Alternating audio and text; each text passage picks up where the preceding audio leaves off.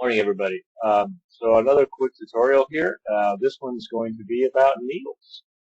Haltech actually did put some manner of functionality into changing, modifying, or tweaking a little bit needles on circular gauges.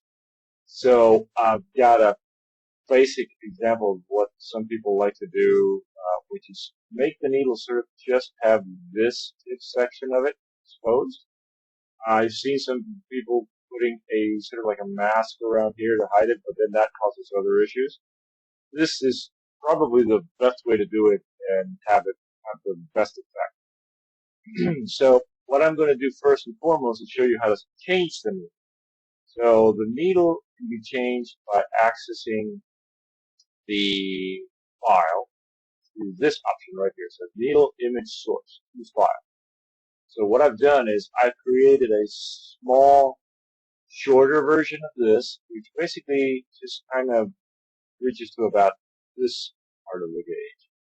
So I have loaded this up already, but if you don't have it here, you can go to upload file and then find it on your hard drive. I've already obviously loaded, so I don't need to do this. It's right here. All I have to do is just click to select it.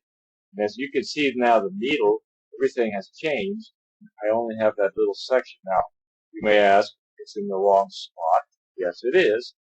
But we have a needle image offset value where if I increase this number, let's say to 10%, as you can see, the needle starts to creep forward, 20%, or 50%.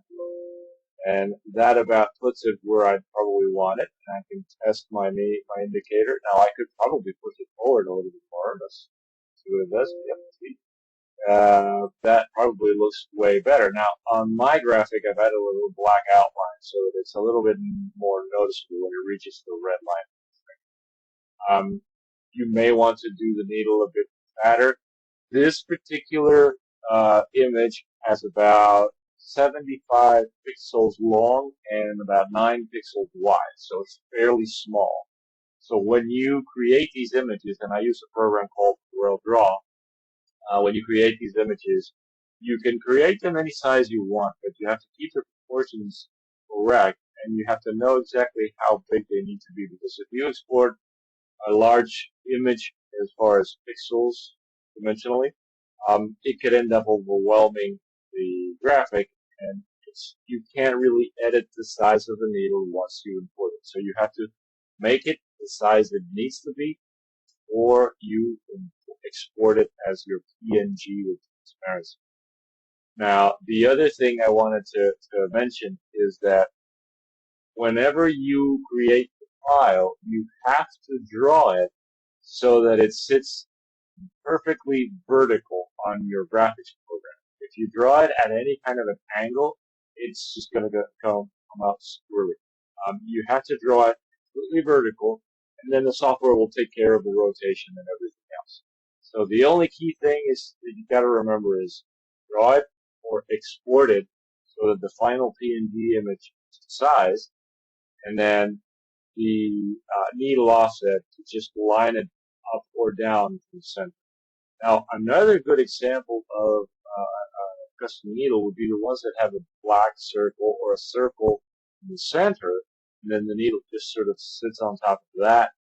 If you don't use the offset, it ends up putting the center of the rotation towards the bottom or toward a quadrant on the circumference of the circle. So it ends up rotating funky. So you just play with the offset to make sure that that center of rotation lines up where it needs to be. So that would probably get you going and, offer you a bit of more flexibility when it comes to creating cool things. Obviously, it doesn't have to be with the default layouts. You can come up with many shapes or many other situations to have it look great.